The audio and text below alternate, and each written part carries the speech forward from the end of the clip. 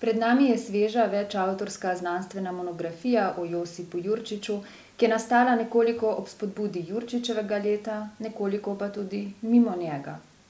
In če nas je v Jurčičevem letu najbolj navdihovalo njegovo pripovedništvo, potem se v pričujoči monografiji posvečamo predvsem njegovi dramatiki, pesništvu in publicističnemu, uredniškemu ter novinarskemu delu.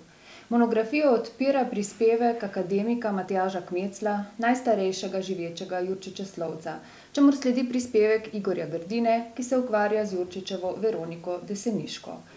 Sama obravnavam nastajanje Jurčičeve podobe, kakor se nam je ohranila skozi spomine in spominjanje njegovih sodobnikov in kakor jo je poskušala rekonstruirati literarnovedna stroka.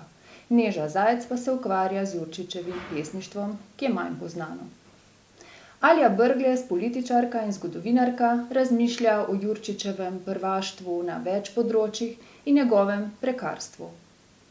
Bernard Nežmah in Janez Markeš, novinarja, publicista, sociologa, filozofa, pa razmišljata o Jurčičevem novinarskem, publicističnem in uredniškem delu.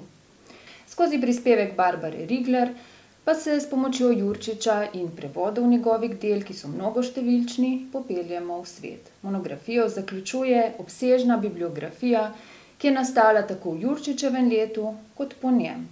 Čez 8 let bomo znova slavili okroglo obletnico Josipa Jurčiča, a naj nas Jurčič kot klasik slovenske književnosti in kot eden od stebrov slovenskega realizma navdihuje tudi vmes.